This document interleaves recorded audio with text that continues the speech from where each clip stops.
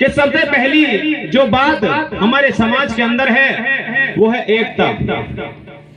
आप जिससे भी पूछोगे कि भाई आपके गांव में क्या स्थिति है जोगी समाज की, तो सिर्फ एक ही बात बोलता है कि भाई यहाँ एकता नहीं है, एकता की कमी है।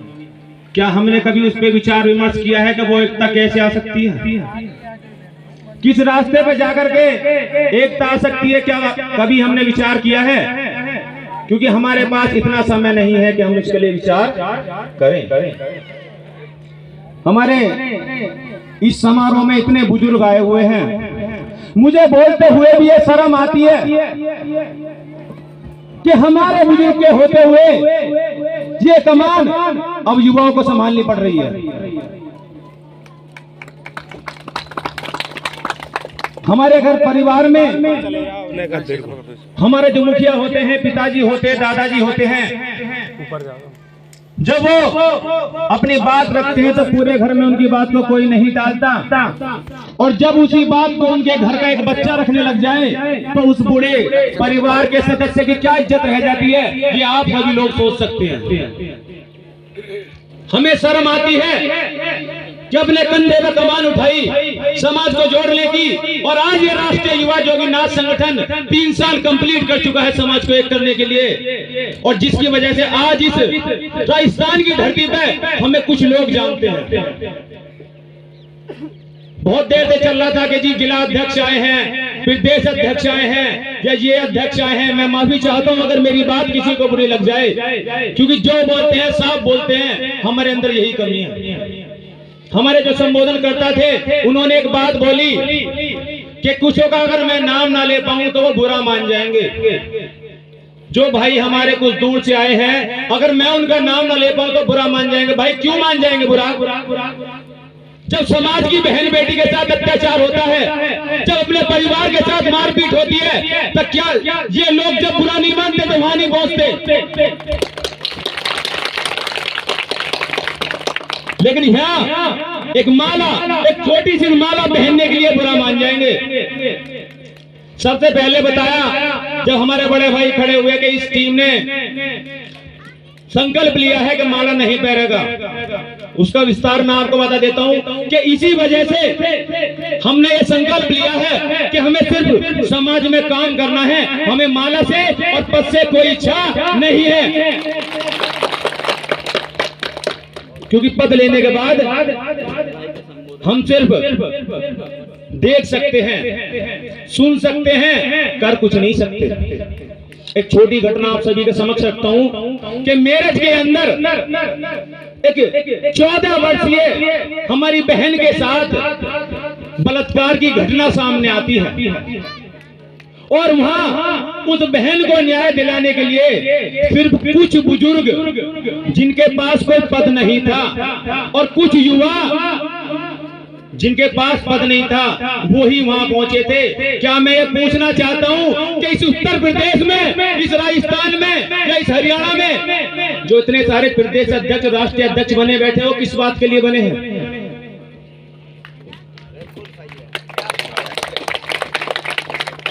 हमारे पास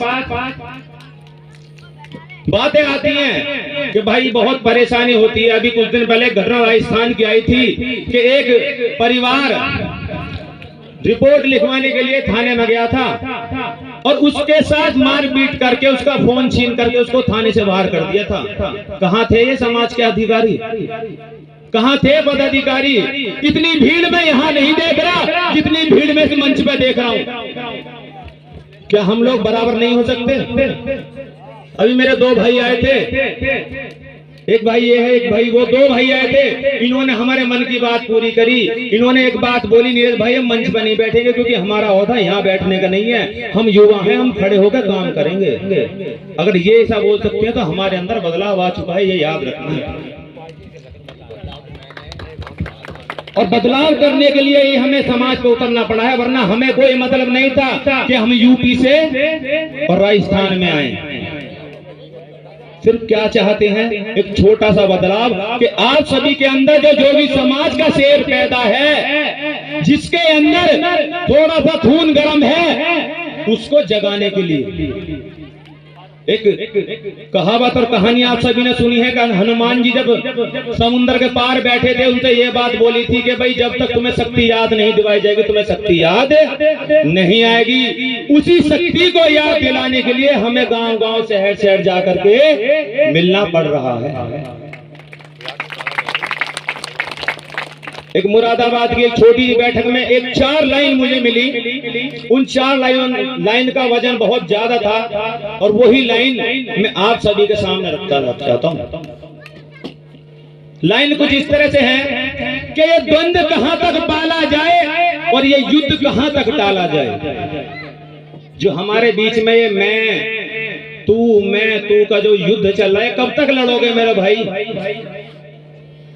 कि ये युद्ध कहां तक टाला जाए और ये द्वंद्व कहां तक पाला जाए। और महादेव के हैं हम वंशज, तू फेंक जहां तक भाला जाए और दोनों तरफ लिखा हो जोगी और सिक्का वही उछाला जाए। तो मैं अपने युवाओं से कहना चाहता हूं, जो इतने मेरे युवा इस समय खड़े हुए हैं, कि जो आखिरी सांस इस समाज की बची हुई है वो आप लोगों के अंदर है। क्योंकि जो बड़े बुजुर्ग कर गए वो कर गए, क्या जिन्होंने अच्छा किया या बुरा किया उसको मैं कुछ कह नहीं सकता, लेकिन जो सांस अभी बची हुई है वो युवाओं के अंदर बची हुई है। अगर बदलाव किया तो युवा ही कर सकते हैं, वरना मेरे हिसाब से बदलाव इस तरह नहीं हो सकता। अब से 6-7 महीने पहले इस गांव में आए थे, कुछ भाइयों से ही मिले थे, सिर्फ कुछ भाइयों से, लेकिन उन भाइयों ने मेहनत करके, उन 10-15 भाइयों ने मेहनत करके आज 150-200 लोग इकट्ठे कर दिए। तो बदलाव किसने किया? युवाओं ने। जिनके पास पद है उनको पद की गरिमा समझनी चाहिए। इतना छोटा आग्रह मैं उन सभी से करता हूं, क्योंकि इस समय ये नाथ समाज में राजस्थान में नहीं बोल रहा, आवाज बहुत दूर तक जाएगी। उन सभी से यही रिक्वेस्ट करता हूं इस मंच के थ्रू, इस राजस्थान की पावन धरती से, जिस धरती पर श्री जहांगीर जी ने बाबा गुरु गोरक्षनाथ जी का आशीर्वाद लेके हर एक लड़ाई को जीता था, उसी धरती पर आज हम खड़ा होकर ये बात कह रहा हूं कि हमारे बाबा गुरु गोरक्षनाथ जी ने सनातन धर्म फैलाने के लिए गांव-गांव, घर-घर जाकर के अलग जगाई थी और तब जाके सनातन धर्म में वो चिंगारी उठी थी। ये जो भगवान हम ओढ़े बैठे हैं ना, ये भगवान हमारी जान है, हमारी पहचान है, लेकिन हमारे पास इस भगवे को बचाने तक का समय नहीं है। हमारे माननीय सांसद जी, माननीय सीएम आदित्यनाथ जी, बाबा गुरु गोरक्षनाथ जी को अपना सर्वोपरि इष्ट मानकर, उनको अपना सब कुछ मानकर और आज यूपी की गद्दी संभाल ले सीएम की। और हमारे समाज के लोग उनको आदेश जय बाबा की बोलने में शर्म आती है, ना जाने किस मिट्टी के बने हुए वो लोग। कुछों को तो अपनी जाति बताने में शर्म आती है, कौन हो योगी है, कौन हो जोगी है, कुछ क्या कहते हैं हम तो ब्राह्मण हैं, कोई दूसरे चले जाओ हम तो उपाध्याय हैं। कितनी इज्जत मिल जाती होगी जाने मुझसे। जब तुम अपने बाप तक को नहीं बचा सकते तो ये याद रखना, आप अपना अस्तित्व कहीं नहीं बचा सकते। अतिथि बहुत हैं, समय कम है, सभी भाइयों से यही आग्रह करना चाहूंगा,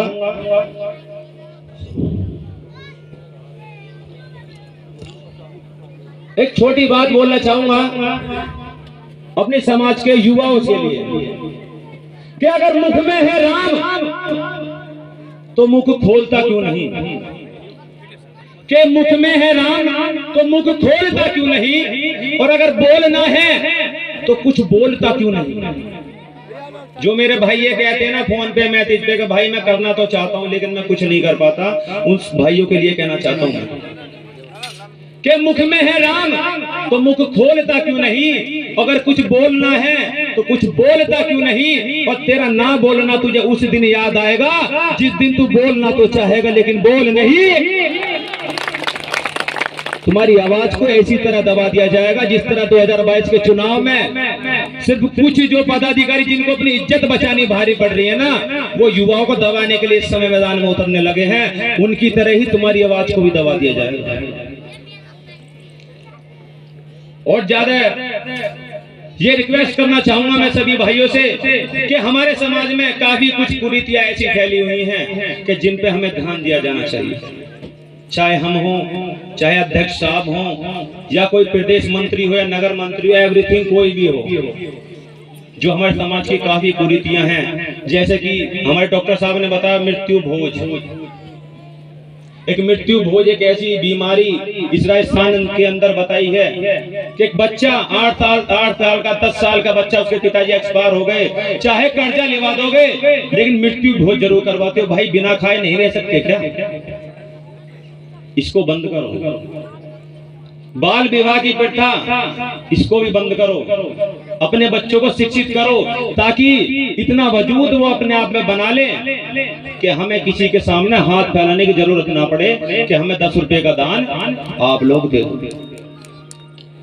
जिस तरह शिक्षा से ही बदलाव होता है, उसी तरह आपकी सोच से आपके बच्चों का भविष्य उज्जवल होगा। अगर भविष्य उज्जवल होगा तो किसी बच्चे को हमारी तरह मंच में खड़े हो गए भाषण नहीं देने पड़ेंगे कि भाई एक हो जाओ। पढ़ेंगे, लिखेंगे, नौकरी करेंगे, अपना समाज का नाम खुद रोशन करेंगे। हमें इस तरह यूपी से इधर आने की जरूरत नहीं पड़नी। और इतनी छोटी बात के साथ मैं अपनी बात को विराम देता हूँ।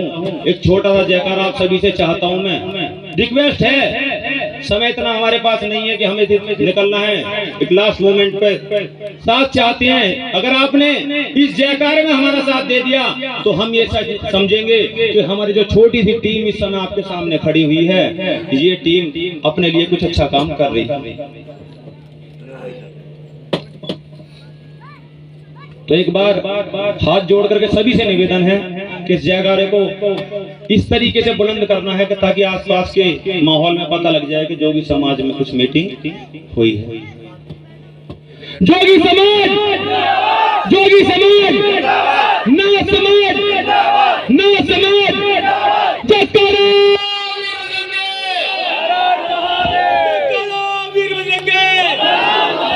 जय श्री राम। हमारे ओजस्वी वक्ता